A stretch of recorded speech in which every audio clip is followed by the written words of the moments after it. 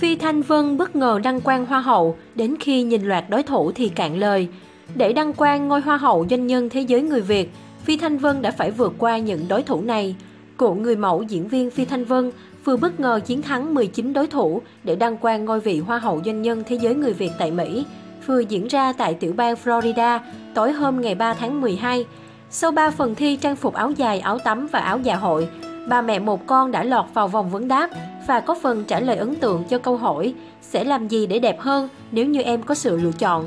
Theo đó, nữ diễn viên cô gái xấu xí chia sẻ, từ nhỏ em ước mơ trở thành công chúa, nhưng lớn lên em cảm thấy mình không hoàn hảo và em đã nhờ tới thẩm mỹ để xinh đẹp hơn. Khi quyết định tham gia cuộc thi này, em đã mạnh dạn làm cuộc đại phẫu để có số đo 3 vòng chuẩn và thân hình đồng hồ cát. Việc Phi Thanh Vân giành chiến thắng khiến cuộc thi Hoa hậu doanh nhân thế giới người Việt tại Mỹ 2017 gây được sự chú ý lớn từ phía khán giả trong nước. Ngay cả các thí sinh cùng tham gia thi với giọng ca làng Nha Nâu cũng được quan tâm đặc biệt. Phi Thanh Vân khoe vương miện vào quyền trượng Hoa hậu. Qua những bức ảnh được Tân Hoa hậu Phi Thanh Vân đăng tải, người hâm mộ cũng có dịp được chiêm ngưỡng nhan sắc của dàn thí sinh cùng tham gia thi với cô. Có thể thấy, hầu hết các người đẹp của Hoa hậu doanh nhân thế giới người Việt tại Mỹ đều có vẻ ngoài không mấy nổi bật. Thí sinh mang số báo danh 58 sở hữu vẻ đẹp dịu dàng nhưng lại lép vế về chiều cao so với Hoa hậu. So với mặt bằng thí sinh năm nay, Phi Thanh Vân vẫn là ứng viên nổi trội nhất. Có lẽ vì thế mà cụ người mẫu đã được xướng tên ở ngôi vị cao nhất. Để chuẩn bị cho cuộc thi, Phi Thanh Vân đã đầu tư không ít về trang phục và phụ kiện. Cô còn tham gia các khóa học về kinh doanh để nâng cao khả năng hiểu biết và có thêm tự tin tham gia thi Hoa hậu. Sau nỗ lực thi thố, Phi Thanh Vân lại có thêm danh hiệu Hoa hậu khiến nhiều người bất ngờ.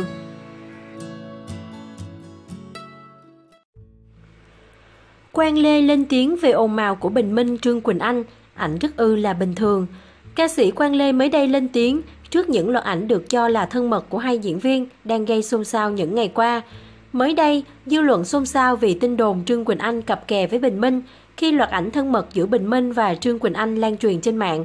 Hầu hết các bình luận đều cho rằng cử chỉ của hai diễn viên thân mật quá mức so với mối quan hệ đồng nghiệp. Bình Minh khẳng định những bức ảnh tình tứ với Trương Quỳnh Anh chỉ là hình ảnh hậu trường khi cả hai đóng chung phim Thề Không Gục Ngã vào năm 2015. Sau khi sự việc xảy ra và lan truyền chóng mặt, cũng không ít bạn bè và đồng nghiệp bày tỏ sự thất vọng.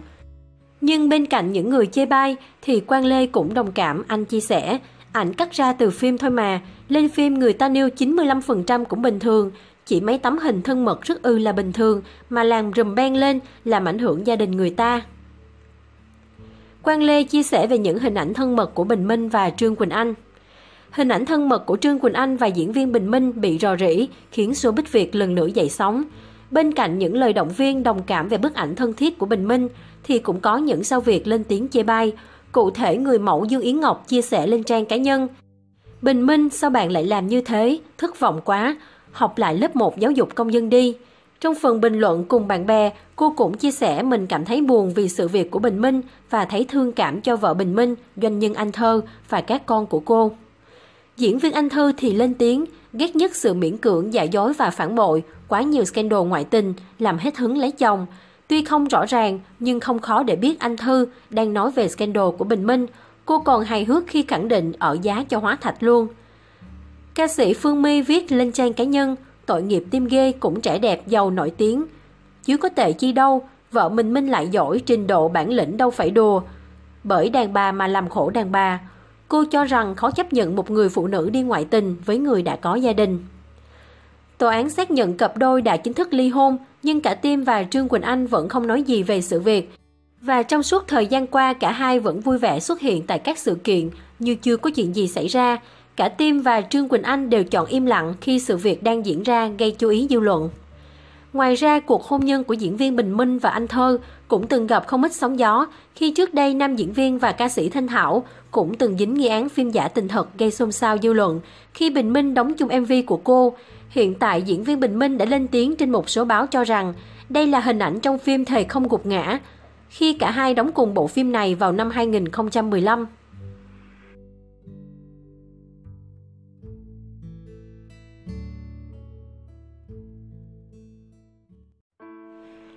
Đàn em bí ẩn tiết lộ bí mật của Lâm Khánh Chi trước đám cưới chồng trẻ.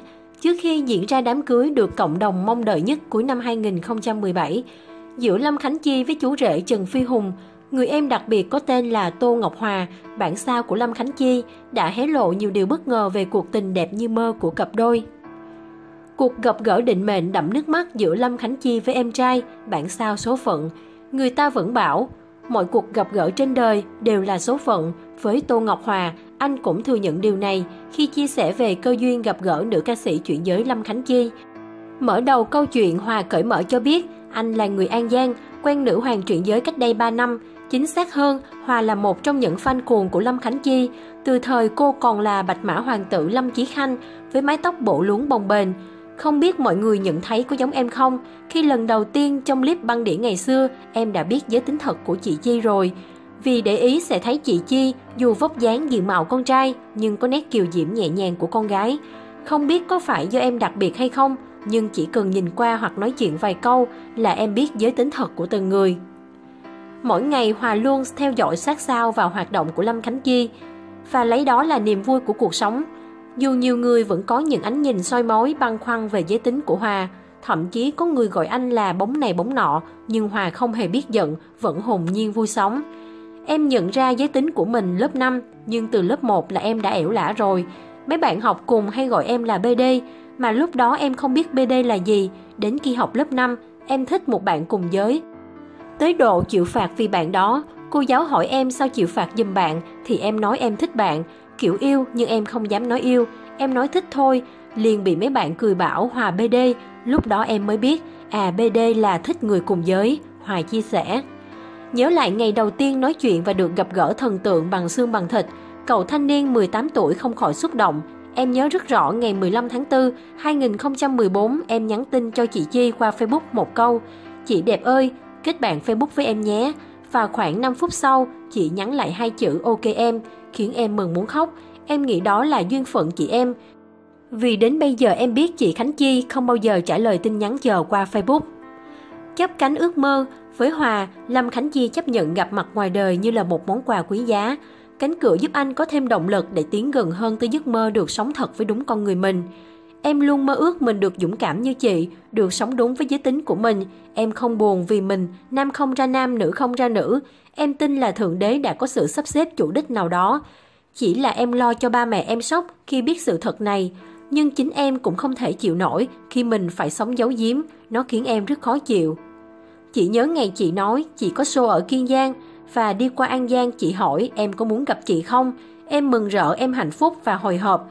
Em qua đến nơi và đợi chị 3 tiếng, nhưng em không thấy sốt ruột, không thấy mệt mỏi. Khi chờ đợi, em chỉ thấy niềm vui cứ lớn dần vì em sắp được gặp người em yêu mến. Rồi chị đã đến, em gần khóc vì xúc động.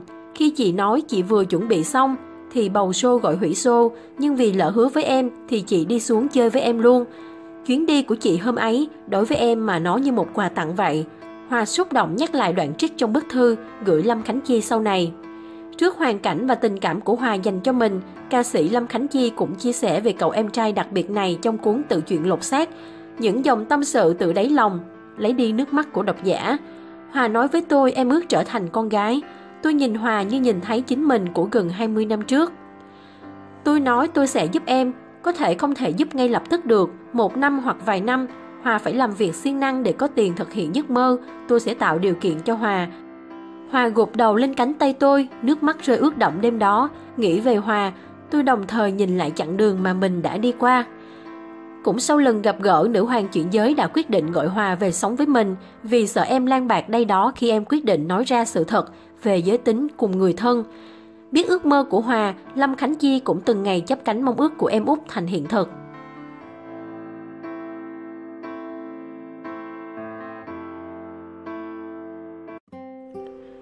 Ca sĩ Lâm Khánh Chi khoe loạt ảnh thế kỷ với ông xã điển trai. Dù chênh lệch tuổi tác, nhưng trong bộ ảnh mới nhất, Lâm Khánh Chi và ông xã trông vẫn rất xứng đôi vừa lứa. Trước khi diễn ra lễ cưới chính thức với chồng trẻ vào ngày 28 tháng 12 tới, tại nhà chồng ở Long Hải, Vũng Tàu và thành phố Hồ Chí Minh, Lâm Khánh Chi khiến cộng đồng dậy sóng khi tiếp tục trình làng bộ ảnh cưới, cô tay trong tay hạnh phúc bên một nửa của mình. Ngắm nhìn những khoảnh khắc bên ông xã sinh năm 1985, ít ai có thể đoán đúng tuổi của nữ hoàng chuyển giới. Ca sĩ Lâm Khánh Chi khoe loạt ảnh cưới thế kỷ với ông xã điển trai.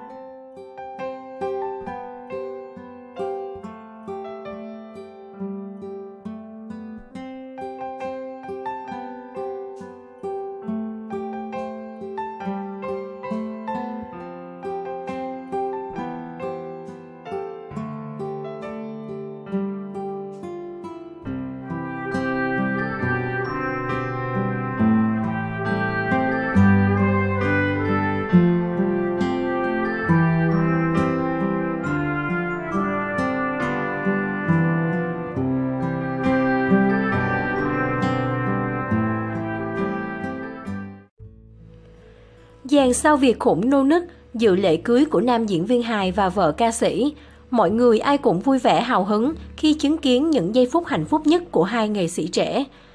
Vừa qua ngày 4 tháng 12, đông đảo nghệ sĩ Việt, đặc biệt là các diễn viên trong lĩnh vực hài kịch đã đến tham dự tiệc cưới của nam diễn viên hài Vinh Râu và ca sĩ trẻ Lương Minh Trang. Vinh Râu là một thành viên của nhóm hài khá nổi tiếng, thu hút giới trẻ thông qua các sitcom hài. Còn Lương Minh Trang chính là ca sĩ được nhiều người chú ý, đặc biệt là khán giả ở các tỉnh thành. Những tên tuổi nổi tiếng như Cát Phượng, Kiều Minh Tuấn, Trấn Thành, Thu Trang, Diệu Nhi, Anh Đức đều dành thời gian đến chúc mừng cho hai đồng nghiệp này. Sau một thời gian hẹn hò, khi tình yêu đã đủ đầy, cả hai quyết định về chung nhà với nhau. Tiệc cưới của cả hai được tổ chức tại một nhà hàng khá sang trọng ở thành phố Hồ Chí Minh. Diễn viên hài Anh Đức đến khá sớm để chúc mừng cặp đôi, anh nhanh chóng ghi lại khoảnh khắc thân mật với hai nhân vật chính. Diệu Nhi, Thu Trang, Trấn Thành đều lẻ bóng khi đi dự tiệc cưới này. BB Trần khá bảnh bao trong bộ vest xanh khi đi dự tiệc. Kiều Minh Tuấn và Cát Phượng cũng có mặt tại ngày vui này, các nghệ sĩ ngồi quây quần với nhau để cùng chúc mừng bạn của mình. Đám cưới này thêm phần hào hứng nhờ các nghệ sĩ đảo quậy hết sức nhiệt tình. Diệu Nhi liên tiếp nhận được lời khen của khán giả khi ngày càng xinh đẹp.